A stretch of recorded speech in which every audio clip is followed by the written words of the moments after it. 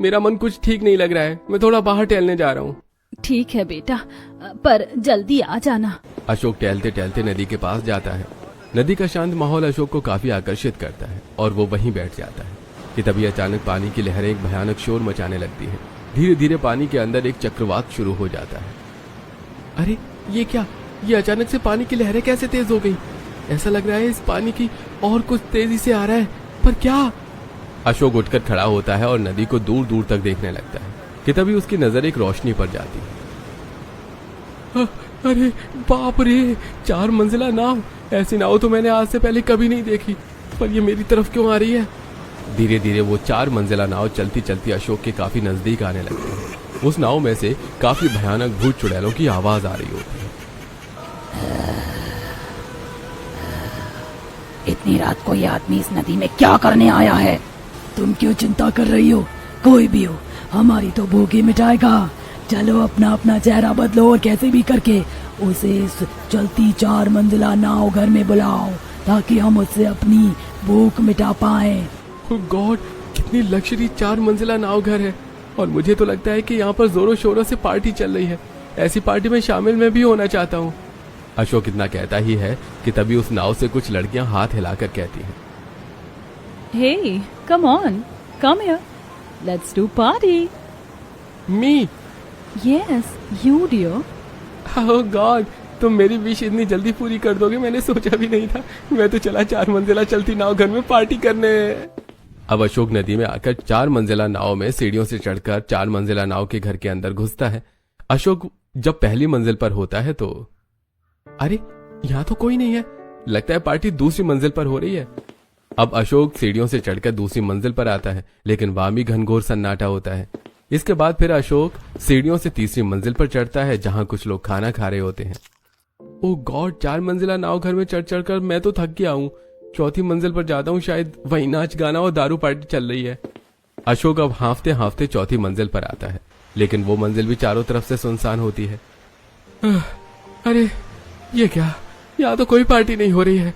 वो सब कहाँ गए? अब अशोक भागकर नीचे आता है। तभी वो देखता है कि अब तीसरी मंजिल पर एक भयानक सन्नाटे के सिवा कुछ नहीं है। अब धीरे धीरे 4 मंजिला नाव में चारों तरफ से अंधेरा हो जाता है और भयानक भूत चुड़ैलों की आवाज तेजी से अशोक के कानों में घुसने लगती है। नाव की रफ्तार अचानक तेज हो जाती है और अशोक तेजी से हिलने लगता है। अरे अरे ये नाव अचानक से इतनी तेज कैसे हो गई? मुझे यहाँ से उतरना है, मुझे 4 मंजिल नाव से बाहर निकलना है। अरे! अशोक भागकर पहली मंजिल पर आता है, जहाँ धीरे धीरे अशोक को नाव के अंदर गर्मी महसूस होने लगती है, जैसे वो 4 मंजिला नाव चारों तरफ से जल रहा हो।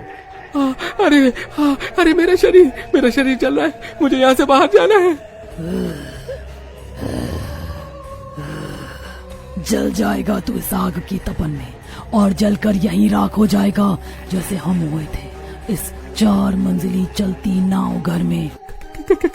कौन है यहाँ? हमारी 4 मंजिला चलती नाव घर में आकर तूने बहुत बड़ी गलती की है। ये भी मारा जाएगा हमारी तरह इस 4 मंजिले नाव घर में। नहीं, मुझे छोड़ दो, मुझे छोड़ दो। अब धीरे धीरे उस 4 मंजिला नाव में चारों ओर से आग लगने लगती है। अब धीरे धीरे अशोक उस नाव में जलकर मर जाता है, जिसके बाद सभी भयानक भूत चुड़ैल अशोक का जला शरीर नाव से निकालकर नदी के बाहर फेंक देते हैं। अगले दिन सुबह मछुआरे अशोक का जला शरीर देखकर, अरे बाप रे, ये सब क्या है? किसने इस मासूम को जलाकर इस नदी के पास फेंका होगा? तभी वहां भागी भागी सुनीता आती है। हे भगवान, ये मेरे बेटे के साथ क्या हो गया? मेरे बच्चे के साथ ये दरिंदगी किसने की? जो भी है भगवान उसे कभी माफ नहीं करेगा। धीरे धीरे गांव के लोग इकट्ठा हो जाते हैं और सुनीता को चुप कराते हैं। चुप हो जाओ बहन, भगवान ने तुम्हारे साथ अच्छा नहीं किया, पर देखना तुम्हारे बेटे के कातिल के साथ अच्छा नहीं होगा। भगवान उसे कुत्ते की मौत मारेगा। अब गांव वाले सुनीता को समझाते हैं। ऐसे कुछ हफ्ते गुजरते हैं और एक दिन गांव का मछुआरा हरिया रात को नदी में जाल लगाने आता है। नदी में जाल लगाने के दौरान हरिया को कुछ लोगों की भयानक परछाई नदी के अंदर दिखती है। अरे नदी के अंदर मेरे सिवा तो कोई नहीं है, फिर ये परछाई किसकी है? अब मछली का जाल छोड़कर हरिया अपने आगे पीछे देखने लगता है कि तभी हरिया को अपने दाईं तरफ से एक 4 मंजिला नाव उसकी तरफ आती दिखती है। बचाओ बचाओ, हम इस 4 मंजिला नाव घर में फंस गए हैं, हमारी मदद करो। बचाओ बचाओ, तुम हमारी आवाज सुन रहे हो? इधर इस तरफ देखो, हमारी मदद करो, इस नाव में आकर हमारी मदद करो भैया, हमारी मदद करो। अरे बाप रे बाप, 4 मंजिला नाव! आज से पहले तो मैंने इतनी बड़ी नाव अपने गांव में कभी नहीं देखी। ये नाव इतनी रात को हमारे गांव में कहां से आई? और ये लोग कौन हैं?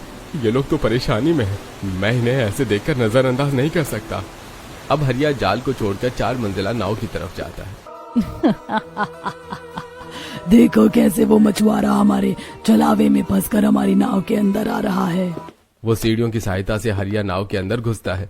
हरिया पहली मंजिल पर चारों ओर देखता है जहाँ कोई नहीं होता। तभी उसे औरतों की रोने और चीखने की आवाज आती है। बचाओ बचाओ, हम यहाँ ऊपर फंस गए हैं, हमें बचाओ। यह आवाज सुनकर हरिया फौरन सीढ़ियों से ऊपर की ओर जाता है, लेकिन दूसरी मंजिल पर भी हरिया को कोई नजर नहीं आता। हरिया को फिर से एक सीढ़ी नजर आती है जिससे हरिया तीसरी मंजिल पर चढ़ता है और ऐसे ही चौथी मंजिल पर, लेकिन चारों मंजिल पर हरिया को कोई इंसान नजर नहीं आता।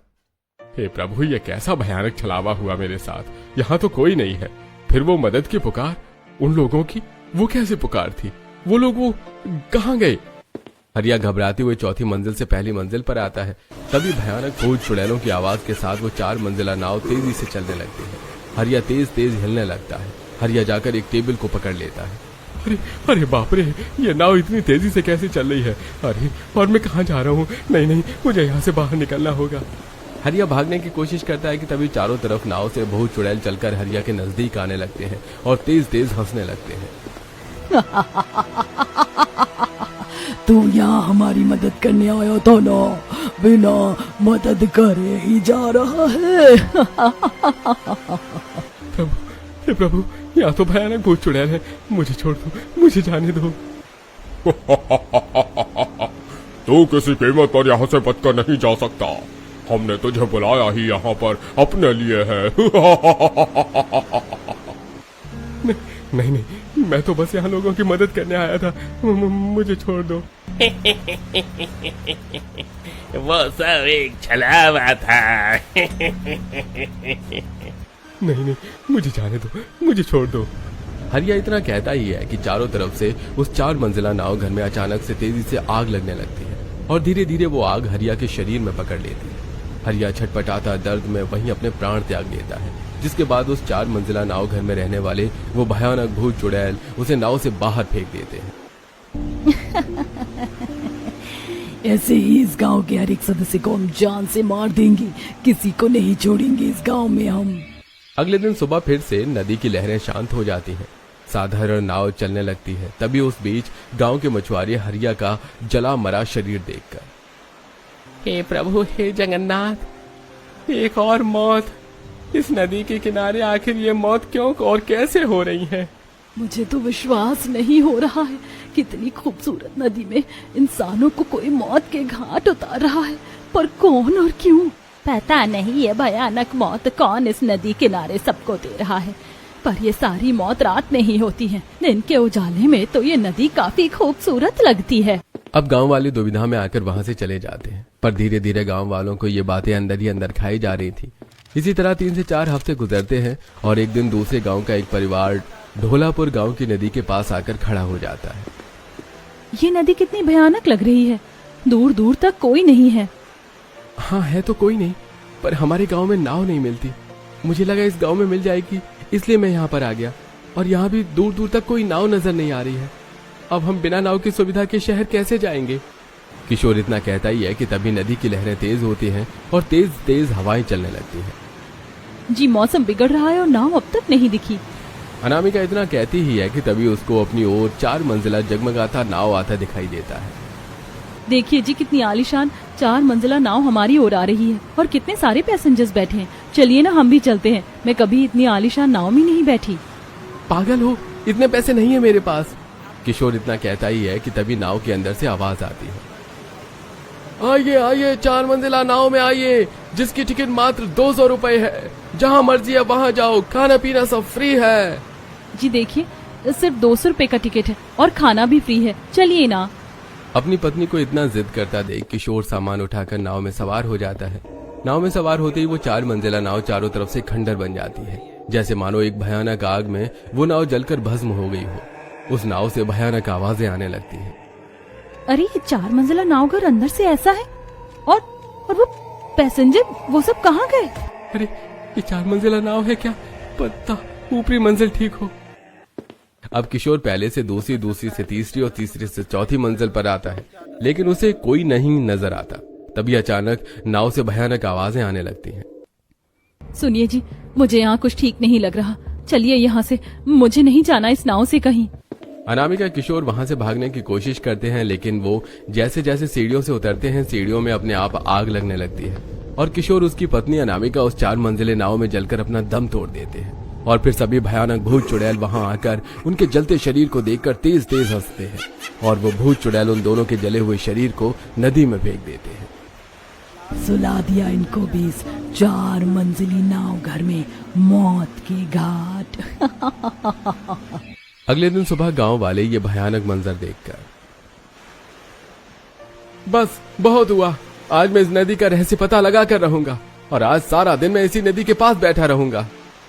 हाँ भाई, मैं भी यहीं रहूंगा, आखिर पता तो चले कि ये भयानक मौत इस नदी में कौन और क्यों कर रहा है। हाँ, मैं भी रुकूंगा।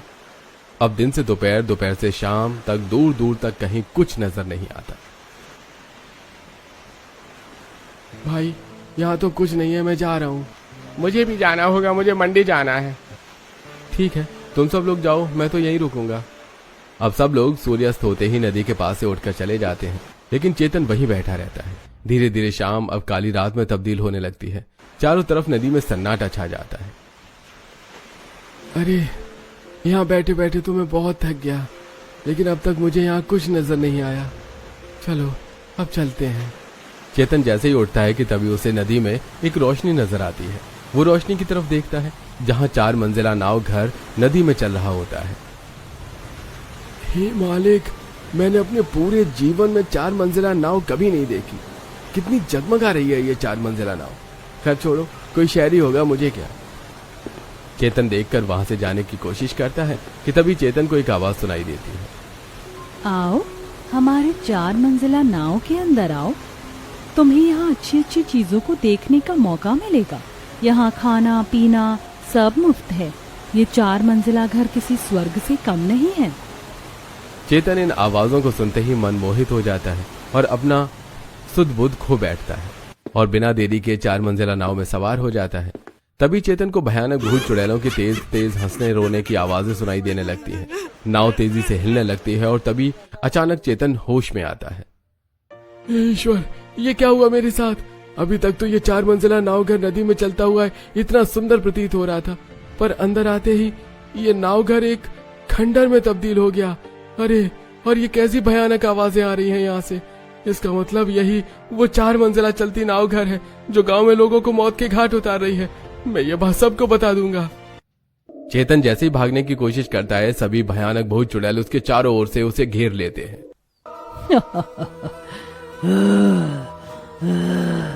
क्या कहा तूने? तू हमारा रहस्य गांव वालों को बताएगा? पहले अपनी जान तो बचा ले। तू और तेरे गांव वाले हमारा कुछ नहीं बिगाड़ सकते। मुझे छोड़ दो, मुझे जाने दो। मैं तुम्हारी मायावी बातों का शिकार हो गया, वरना मैं कभी 4 मंजिला नाव घर में नहीं आता। मुझे जाने दो। चेतन गिड़गिड़ाता रहा। वहीं उस 4 मंजिला नाव में चारों तरफ से आग लगनी शुरू हो जाती है। अरे आग, आग, मुझे बचाओ, बचाओ, मुझे छोड़ दो। ऐसे ही हम भी तड़प रहे थे, पर हमें किसी ने नहीं बचाया, इसीलिए तुझे भी कोई नहीं बचाएगा। अब चेतन उस आग में जलकर अपने प्राण त्याग देता है। अगले दिन सुबह गांव वाले ये सारी चीजें देखकर शोक में चले जाते हैं और चिंतित होने लगते हैं। उन्हें अब समझ नहीं आ रहा था कि यह सब क्यों और कैसे हो रहा है। तभी गांव की सुकन्या और दामोदरी ढोलापुर गांव की 200 साल पुरानी औरत उमावती के पास आती हैं। अम्मा, अम्मा आप ठीक हो? अच्छा हुआ आप यहीं मिल गई। क्या हुआ? परेशान क्यों हो तुम दोनों? अम्मा, आप इस गांव में सबसे पुरानी हो, इसीलिए मैं इस गांव का रहस्य आपसे पूछने आई हूँ। हमारे गांव में करीबन 3 से 4 भयानक मौत हुई हैं। सुनने में आया है कि वो चारों मौत चलती 4 मंजिला नाव घर में हुई हैं। क्या वो गरीब परिवार अपनी 4 मंजिला नाव घर लेकर फिर आ गया? घोर अनर्थ। अब वो किसी को नहीं छोड़ेंगी, सब मारे जाएंगे। ये क्या कह रही हो आप अम्मा? कैसा अनर्थ? कौन सा परिवार? क्या कह रही हो? कुछ समझ नहीं आ रहा। ये बात कई साल पुरानी है। कुछ समय पहले इस गांव में एक गरीब परिवार ने अपने खून पसीने से 4 मंजिला नाव घर बनाया था जो नदी में चलती थी। वो बेहद खुश थे। कितना खूबसूरत लग रहा है हमारा 4 मंजिला नाव घर। हाँ, ये सब कुछ मेरे पोतों की मेहनत से हो पाया है। दादी, ये हमारी मेहनत और आप सभी के आशीर्वाद का फल है। वैसे मैं सोच रहा हूँ कि गांव वालों को भी हम इस नाव की सवारी कराएंगे। जी आप बिल्कुल ठीक कह रहे हैं। हाँ, गांव वालों को बहुत अच्छा लगेगा। अब अगले दिन पुनीत, कपिल, अंकुश तीनों ही भाई मिलकर गांव के सभी लोग और मुखिया को अपनी नाव में सवार कराते हैं। सभी लोग 4 मंजिला नाव को छू छू कर देखने लगते हैं। वो काफी सुंदर और खूबसूरत प्रतीत हो रही थी। अंजलि, तुलसी सभी लोगों को खाना पीना भी खिलाती हैं। जहां सब खुश हो रहे थे वहीं दूर खड़ा गांव का मुखिया। मुझे तो विश्वास नहीं हो रहा, ये 2 कौड़ी का गरीब परिवार किराए पर नाव चला चलाकर अपना 4 मंजिला नाव घर तैयार कर लेगा। वैसे ये नाव घर बहुत आलीशान है। अगर मैं इसे इनसे छीन लूं और हमेशा के लिए गांव से चला जाऊं तो। वहीं गांव के कुछ लोग देर बाद वहां से जाने लगते हैं। अब मुखिया भी वहां से चला जाता है, लेकिन फिर अगले दिन मुखिया अपने हाथों में नोटों की गड्डी लेकर नाव घर में आता है। पुनीत, कपिल, अंकुश, तुम तीनों ने तो कमाल कर दिया। क्या आलीशान चलता फिरता 4 मंजिला नाव घर बनाकर तैयार कर दिया। पर बस अब मैं इस नाव घर को तुमसे खरीदना चाहता हूँ। ये लो, मेरे पास लाखों रुपए हैं। ये रुपए तुम रख लो और ये घर मुझे दे दो। नहीं, ये घर हम आपको नहीं देंगे बेटा। ये घर तू इन्हें मत दे। माँ, आप घबराइए मत, मैं ये घर किसी को नहीं दूंगा। मुखिया जी, आपने सुन लिया, मैं ये घर नहीं बेच सकता। अब तुम मुझे ललकार रहे हो। तुम्हें पता है मैं इस गांव का मुखिया हूँ और मुझे जो पसंद आता है वो चीज या तो मैं खरीद लेता हूँ या तो मैं हड़प लेता हूँ। ये क्या तरीका है? आप सरासर हमें धमकी दे रहे हैं। चले जाइए हमारे 4 मंजिला नाव घर से अभी के अभी। अगर तुमने मुझे ये घर शराफत से नहीं दिया तो मैं इस घर में तुम लोगों को भी नहीं रहने दूंगा। मुखिया धमकी देकर वहां से चला जाता है। 3 से 4 हफ्ते गुजर जाते हैं, लेकिन उस गरीब परिवार का कोई सदस्य मुखिया के पास नहीं जाता, जिससे मुखिया और तिलमिला जाता है।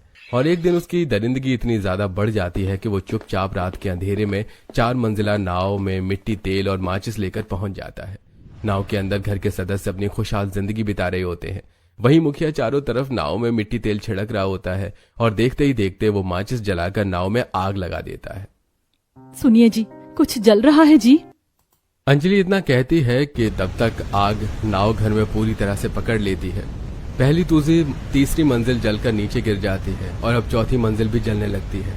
चारों तरफ आग फैल जाती है और आग अब घर के सभी सदस्यों के शरीर में पकड़ लेती है। वहीं अंकुश अपने घर की खिड़कियों से मुखिया को देख लेता है। मुखिया नदी से भाग रहा होता है। तूने ये ठीक नहीं किया मुखिया, मैं तुझसे इसका बदला लेकर रहूंगा, मैं तुझे छोड़ूंगा नहीं।